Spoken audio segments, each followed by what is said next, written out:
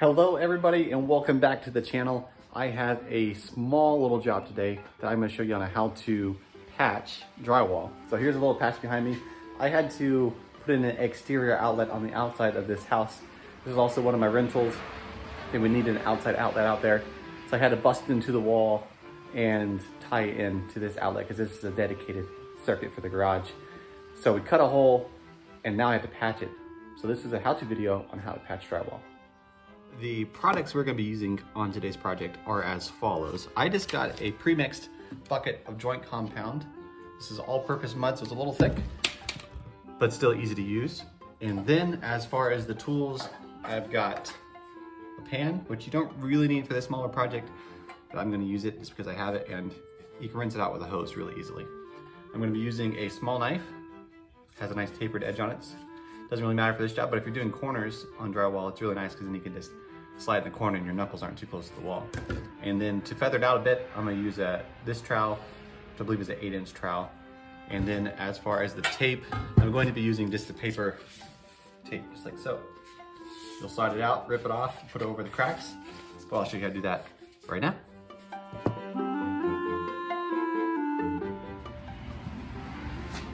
So I'm gonna try to keep this video as short and precise and concise as possible.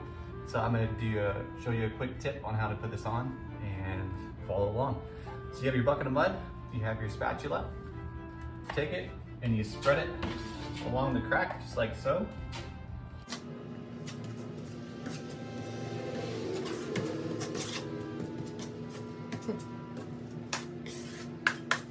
And then you take your tape, the length of it, so you start up here down to here and you rip it off. Get yourself the tape, press it in your mud, and then you take the trowel and you squeegee the rest off just like so. Pretty simple, pretty easy. Now I am not a professional drywaller, but this is pretty easy stuff. So let me finish up the rest of it and then I'll show you the tips and tricks that I know.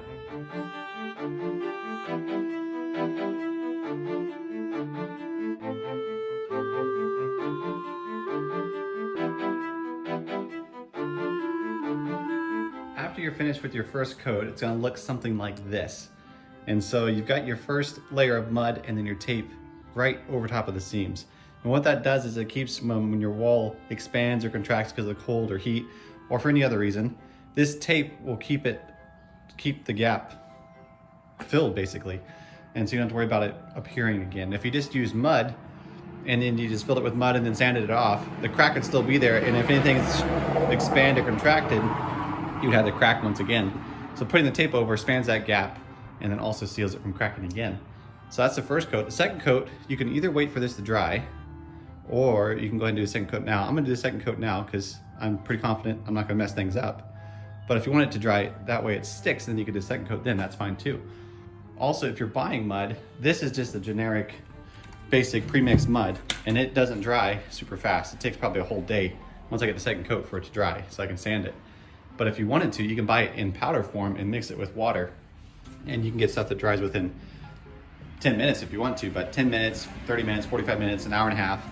And that way, if your project is on a time frame, say you only have 3 hours to do this, you can get the quick mud, it'll dry really fast, do a couple coats, and then you'll paint it and be done. So let's go ahead and get the second coat started right now.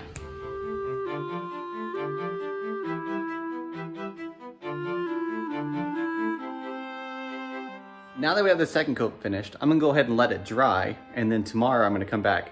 I'll do a light sand, and I'm gonna fill in a lot more of that with drywall mud. So see this center section where it's all white? I'm going to fill that in just because I want to feather out. Because if you're looking at it from a side profile, especially if there's some sort of lighting, you would see a wave in the wall. So the reason I want to feather it out is to make that disappear. Now this is a garage, so it's not uber important, but I'll do one more layer, one more coat tomorrow, and then we'll sand it and it'll look good. So as far as some tips, let me set you up here and I got some for you. Okay. A few benefits of having a bucket is that you have something mobile to move with you, and then this fits in it nicely. And then when you clean off your knife, you just slide it on your tray like so. So that's pretty easy. Now when you're filling this knife to smooth it on the wall, take a lump of it like so, and you see how it goes all the way to the edge right there? If I were to slap that on the wall, it's gonna push out and then slop all over the place. So I clean the edges of my knife before I slide it on, so there is no mud here or here. That way when I slide it up the seam, it doesn't squish out the sides and then make a mess. And then when you're done, just clean off your knife like that. And back in the pan, the extra stuff. And then, let's see, what other tips were there? There was one more. Let me think about it. I'll be right back. Okay, I remember what it was. So this is just regular paper tape, but you can get multiple different forms of tape. They have like a fiberglass tape where it looks like a little mesh, and on the back side, it's actually tape, so it sticks. And so you don't have to do the mud behind it. You just stick it on the wall, then you float your mud over top of it. The only issue I have with that tape is that's a little bit thicker, and that when you go to sand it, sometimes if you run into it, it looks terrible and you have to do another coat of mud. So this is really low profile, really nice. So you just do one layer of mud and then you stick this right on the seam, cover it up, do another layer or two of mud, sand it, never know it's there. It's great stuff. And as far as cutting this, you can just tear it, or you can press it up against the wall with your knife. They call this a knife sometimes. And they just tear it off and it's a perfectly straight line. And yeah, I think that's about it. When we get more details about how to do corners and all the other stuff, I would be glad to share it with you, but this is pretty simple. So just filling holes in the wall, that's it. So I'm gonna do a third coat on this. I'm gonna sand it and I'll paint it. But I think that'll be it for today's video. So if you have any questions, comments, or concerns, please leave them down below. Thanks for watching again. We'll catch you later.